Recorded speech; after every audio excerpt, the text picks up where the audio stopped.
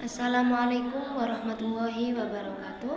Perkenalkan, nama saya Rizky Awalia Mazida dari kelas PAI 5C. Di sini saya akan menerangkan tentang manajemen mutu pendidikan, yang dimana pada mata kuliah Administrasi dan Supervisi Pendidikan yang dibimbing oleh Bapak Fikri Farihin. Baik, untuk mempersingkat waktu, di sini saya akan menjelaskan pengertian tentang manajemen mutu pendidikan. Manajemen berasal dari bahasa Latin, yaitu asal kata dari manus yang berarti tangan dan agere yang berarti melakukan. Kata-kata itu digabungkan menjadi satu, yaitu manajer, yang mempunyai arti menangani, kemudian diterjemahkan ke dalam bahasa Inggris manajemen, yang mempunyai arti dalam bahasa Indonesia manajemen atau pengelolaan. Manajemen merupakan suatu ilmu dan seni dalam upaya memanfaatkan sumber daya dan daya lain dalam kegiatan merencanakan, mengorganisasikan, melaksanakan, mengawasi yang dilakukan secara efektif dan efisien dengan melibatkan peran seluruh anggota secara aktif dalam mencapai tujuan yang ditentukan. Dengan demikian, dapat dipahami bahwa manajemen adalah sebuah proses yang khas yang terdiri dari perencanaan, pengorganisasian, penggerakan, dan pengawasan serta evaluasi yang dilakukan pihak pengelola organisasi. Yang kedua yaitu fungsi manajemen. Institusi manajemen dalam dunia pendidikan merupakan sebuah lembaga yang bertugas mengantarkan peserta didik untuk menjadi manusia yang berkualitas. Oleh karena itu, semua kegiatan dilakukan di dalamnya selalu dimasukkan untuk mencapai cita-cita berkaitan dengan apa yang akan dilakukan dalam mencapai sebuah tujuan yang maksimal. Tentunya harus ada manajemen yang baik pula, karena manajemen merupakan sebuah fondasi yang mempunyai peran sangat urgent dalam keberlangsungan visi dan misi sebuah lembaga pendidikan atau organisasi. Dari berbagai banyak kalangan yang mendefinisikan dan fungsi manajemen. Di sini fungsi manajemen dalam teorinya George R. Terry adalah planning, organizing, actuating, dan controlling. Planning artinya perencanaan merupakan fungsi yang paling awal dari seluruh fungsi manajemen sebagaimana banyak dikemukakan oleh para ahli.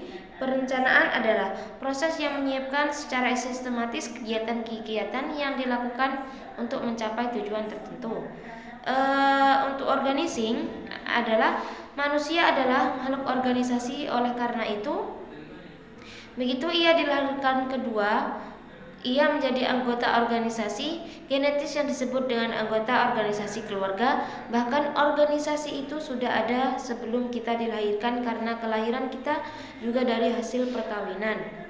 Organisasi merupakan bagian yang tidak dapat terpisahkan dari kehidupan manusia. Setiap hari manusia berhubungan dengan organisasinya. Walaupun pengalaman organisasi ada yang menyenangkan dan juga ada yang menjengkelkan, ada yang positif dan ada juga yang negatif, tetapi manusia tetap memerlukan organisasi. Adanya pertentangan ini sebagai konsekuensi bahwa manusia pada hakikatnya tidak sama atau penuh dengan perbedaan. Selanjutnya yaitu actuating. Dalam sebuah organisasi, suatu lembaga pendidikan, tentunya manajemen haruslah dirumuskan secara serius dari perencanaan yang kemudian berorganisir terhadap rekrutmen atau pembagian bidang masing-masing. Maka pelaksanaannya yang menjadi peran utama penggerakan. Selanjutnya dan yang terakhir yaitu controlling. Controlling sendiri yaitu pengendalian atau pengawasan, atau controlling adalah bagian terakhir dari fungsi pengorganisasian, pengarahan, dan pengendalian itu sendiri. Manajemen mutu pendidikan.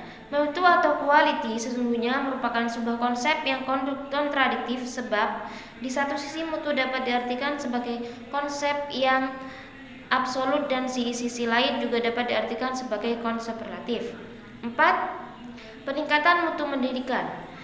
Mutu tidak terjadi begitu saja. Ia harus merencanakan. Mutu harus menjadi bagian penting dari strategi institusi dan didekati secara sistematis dengan menggunakan proses strategi. Yang kelima yaitu kebijakan peningkatan mutu pendidikan. Ada beberapa bagian untuk pengembangan mutu yang berstandarisasi secara nasional. Yang pertama, standar isi, standar proses, standar kompetensi lulusan, standar pendidik dan tenaga kependidikan, standar sarana dan prasarana, standar pengelolaan, standar pembiayaan, dan standar penilaian pendidikan. Hakikatnya pendidikan ada 3 fungsi. Yang pertama, pemersatu bangsa, penyamaan kesempatan, dan pengembangan potensi diri. Baik, mungkin hanya itu yang dapat saya sampaikan. Kurang lebihnya mohon maaf. Wassalamualaikum warahmatullahi wabarakatuh.